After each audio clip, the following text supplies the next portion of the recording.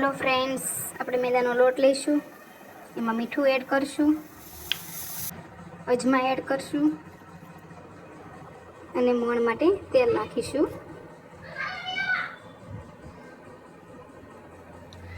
અત્યારે તે મિક્સ કરી દઈશું બરાબર.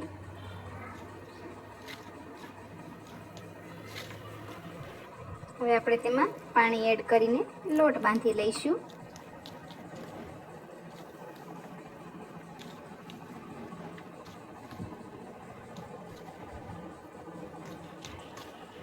આપણો લોટ બંધાઈ ગયો છે. તેને બરાબર કૂણવીને કપડું ઢાંકીને 10 થી 15 મિનિટ રેસ્ટ માટે રાખી દઈશું. ત્યાં સુધીમાં આપણે તુવેરનું પેસ્ટ બનાવશું, જેમાં તુવેર, લસણ, લીલી મરચી અને આદું લઈ મિક્સરમાં એને ક્રશ કરી લેવાનું છે. હવે આપણે ક્રશ કરી લીધું છે. એક બાઉલમાં તેલ મૂકીશું, એમાં થોડું જીરું નાખીશું અને એક મીડિયમ સાઈઝનો કાંદો એડ કરીશું કટ કરીને, અને તેને બરાબર શેકી લઈશું. હવે તેમાં મિક્સ તુવેરનું મિશ્રણ એડ કરીશું અને તેને શેકશું થોડી વાર.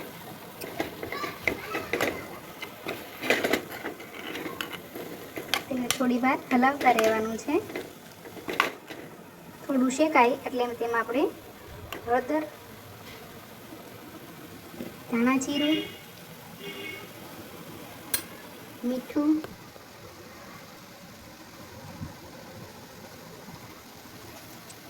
અને આ મસાલો છે, જેમાં મેં જીરું, ધાણા અને વરિયાળીને શેકીને તેનો મસાલો કર્યો છે, એ એડ કરીશું. ગરમ મસાલો એડ કરીશું અને તેને મિક્સ કરી દઈશું.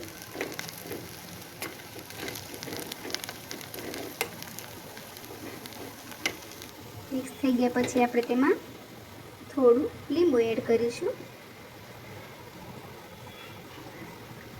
અને તેને બરાબર મિક્સ કરી દઈશું. અને તેને હવે થોડી વાર શેકાવા દઈશું. 15 થી 20 મિનિટ તેને શેકવાનું છે.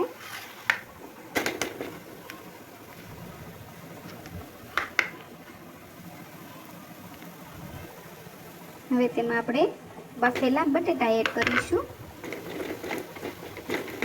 2 બટેટા બાફીને એને ક્રશ કરીને એને એડ કર્યા છે અને બરાબર મિક્સ કરી દઈશું. હવે તેમાં આપણે થોડા ધાણા એડ કરીશું, જેથી તેનો ગ્રીન કલર સારો લાગે. આપણું મિશ્રણ રેડી થઈ ગયું છે. હવે આપણે લોટને તેલ નાખીને કૂણવી લઈશું. આપણો લોટ કૂણવાઈ ગયો છે. હવે આપણે તેના નાના નાના લુવા બનાવી લઈશું. એમાંથી આપણે મીડિયમ સાઈઝની પૂરી વણી લઈશું અને તેને આ ઘૂઘરાના મોલ્ડમાં મૂકી દઈશું. મેં આ ઘૂઘરાનો મોલ્ડ લીધો છે, જેથી ફટાફટ અને ઇઝી રીતના બની જાય. તમે હાથથી પણ કરી શકો છો, મેં મોલ્ડથી કર્યું છે. હવે તેમાં આપણે વચ્ચે પૂરણ ભરી દઈશું આવી રીતના, અને કિનારી ઉપર થોડું પાણી લગાવી દઈશું, જેથી મસાલો બહાર ન નીકળી જાય, અને તેને પ્રેસ કરી દઈશું. પ્રેસ કર્યા પછી સાઈડની કિનારી છે તેને આપણે કાઢી લઈશું. આવી રીતના કાઢી લેવાની છે. હવે આપણી કચોરી રેડી છે. તેને આપણે મોલ્ડમાંથી કાઢી લઈશું.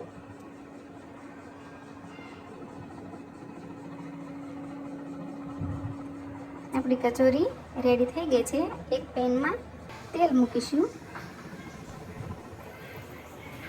તેલ ગરમ થાય એટલે આપણે એમાં આપણી કચોરી ફ્રાય કરી લઈશું.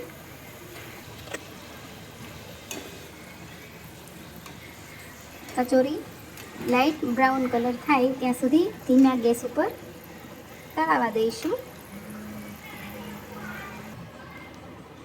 કચોરી આપણી તળાઈ ગઈ છે. તેને આપણે આંબલીની ચટણી સાથે સર્વ કરીશું. જો તમને આ વિડીયો ગમ્યો હોય તો તમે પ્લીઝ મારી ચેનલને સબસ્ક્રાઈબ કરો, લાઈક કરો, શેર કરો, કોમેન્ટ કરો અને હા, બેલ આઇકન દબાવવાનું ભૂલતા નહીં. નમસ્તે.